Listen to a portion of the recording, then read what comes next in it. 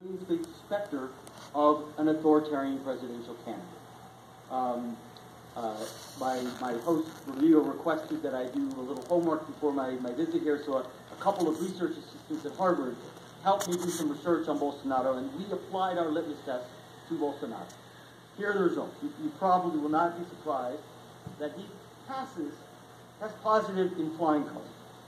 Indicator number one, does he reject democratic rules of the game?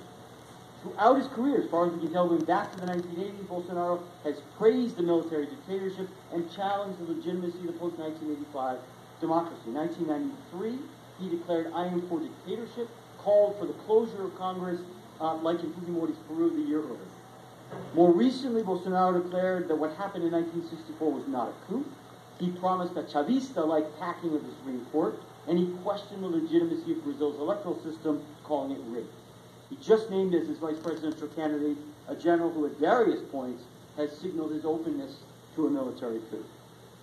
So not only has Bolsonaro rejected democratic rules of the game, but he's actually done so in a way that is more open and more egregious than Erdogan, than Fujimori, than Chavez, than Orban. None of those guys openly embraced dictatorship. Okay, so he passes that. Check that box. Indicator number two, toleration or encouragement of violence. In 1998, Bolsonaro said the military should have killed 30,000 people, including Fernando Henrique Cardoso. He's encouraged the extrajudicial police killing of suspected criminals.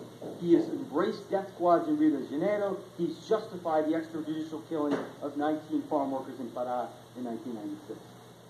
Indicator number three, denying the legitimacy of one's partisan rivals. Bolsonaro has called President Cardoso a corrupto, who should have been killed during the dictatorship. He calls Lula a criminal, wants to imprison him, and says he, if in government, will treat the MST as terrorists. Indicator number four, the willingness to curtail the civil liberties of opponents. Bolsonaro has repeatedly endorsed the use of torture and extrajudicial killing, including against leftist politicians and activists. So Bolsonaro is a thorough authoritarian figure.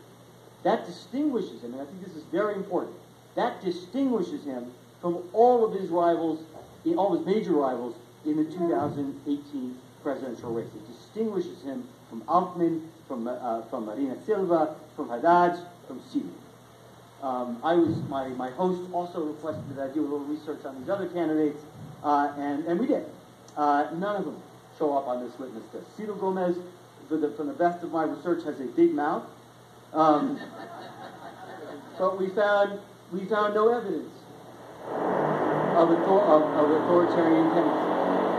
Being hot-tempered and being offensive is not the same thing as being authoritarian. Taking bribes, as Lula allegedly did, is not the same thing as being authoritarian. This is very important.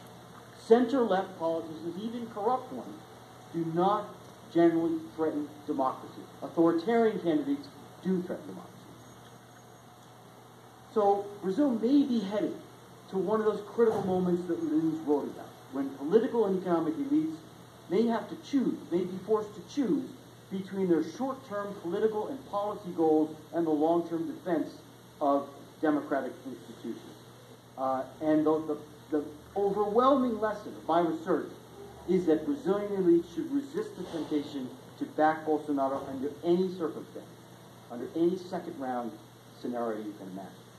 I worry when I read that Bolsonaro was applauded by the National Confederation of Industry last month, and that according to CNI President Rodson Andrade, many entrepreneurs like Bolsonaro because he shows authority.